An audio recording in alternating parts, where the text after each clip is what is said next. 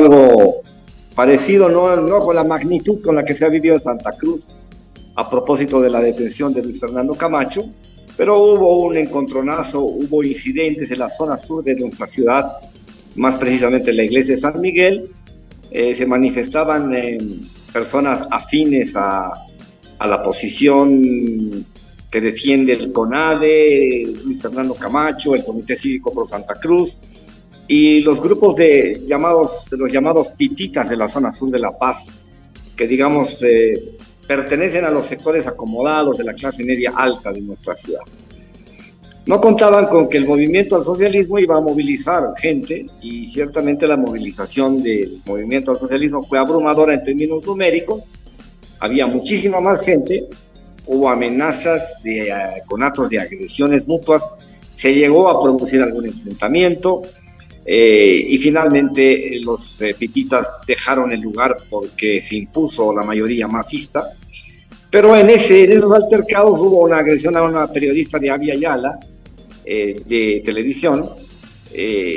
La amenazaron, la maltrataron, y lamentablemente las organizaciones que dicen representar a los periodistas de Bolivia y de La Paz, más específicamente en este caso la Asociación de Periodistas de Bolivia y la Asociación de Periodistas de La Paz, no se manifestaron de la manera con que lo hicieron entusiastamente y muy militantemente con los periodistas afines a sus medios de comunicación, que precisamente enarbolan banderas opositoras al gobierno de Luis Arce, al gobierno del MAS.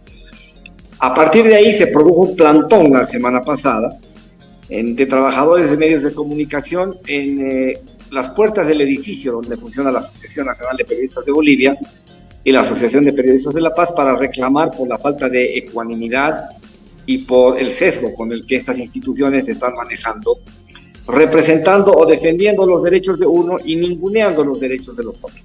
Y a partir de ahí hubo muchas expresiones, hubo hasta una mesa de debate en el programa Piedra, Papel y Tinta del diario La Razón, en la que estuvieron 4 periodistas. Uno era de Causacho-Uncoca, el otro era de Telesur, el otro era de Avia Yala y el otro era de Bolivia TV. Para estas organizaciones, resumen, somos periodistas de segunda o no somos periodistas. Los que valen son ellos, a los que hay que defender son ellos son quienes defienden la libertad y la justicia, cuando en realidad sabemos que esas organizaciones están representando intereses muy concretos, intereses empresariales, intereses políticos, financiados por agencias norteamericanas de penetración e injerencia en nuestro país. Ese es el panorama inicial que les puedo ofrecer de todo cuanto ha venido aconteciendo. Está llegando la gente de la Comisión Interamericana de Derechos Humanos, está llegando a verificar los avances a partir del grupo interdisciplinario de expertos independientes que estuvo en Bolivia entre 2019, 2020 y 2021. Está llegando a verificar cuánto se ha avanzado en las recomendaciones que se han hecho con respecto de violaciones constatadas, comprobadas a los derechos humanos producidas en el golpe de Estado y producidas durante el gobierno de facto de Yanine Áñez. Y esa va a ser una oportunidad seguramente también para que podamos expresarnos y contarles a los representantes de la CIDH el momento de polarización, el momento actual de tensión que vive Bolivia, a propósito de la detención de Camacho, a propósito de su reclusión con detención preventiva de 4 meses, y a propósito, por supuesto, de las manifestaciones callejeras que son consecuencia de esta detención.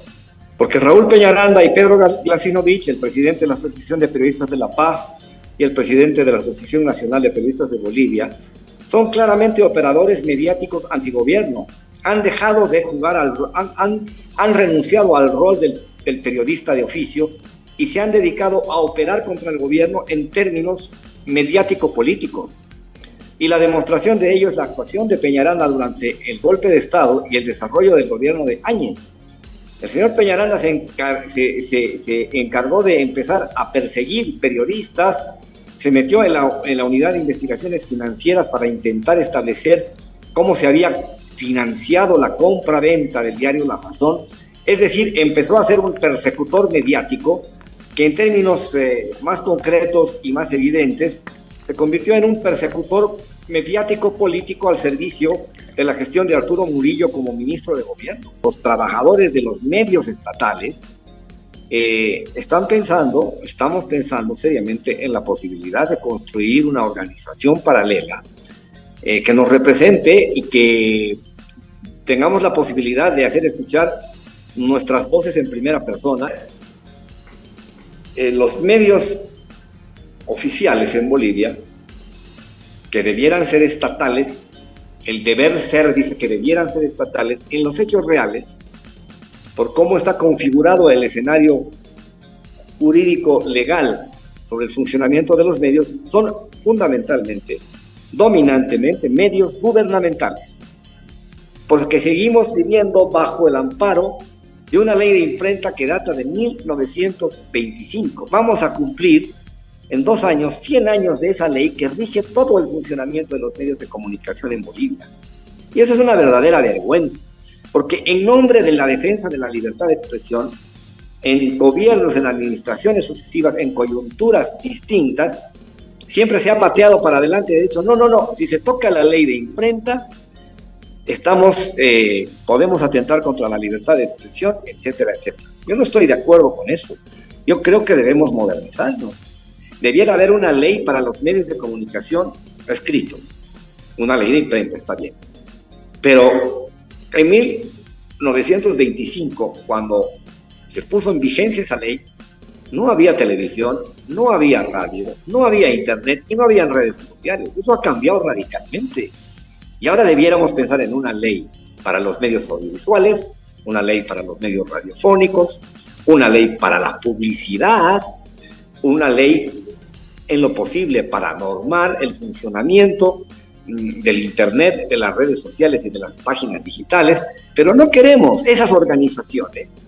La Asociación de Periodistas de La Paz, la Asociación Nacional de Periodistas de Bolivia, son las que se han empeñado permanentemente en que sigamos viviendo bajo el amparo de una ley absolutamente anacrónica, que esa misma, primero, hay que modernizarla, hay que actualizarla a los tiempos que corren. Estamos en el siglo XXI, por favor, y tenemos que pensar en leyes para los otros soportes, los otros medios. A partir de ahí, si discutimos el rol de los medios de comunicación llamados estatales, pero que en el fondo real son medios dominantemente gubernamentales, seguramente podremos cambiar un poco las reglas del juego.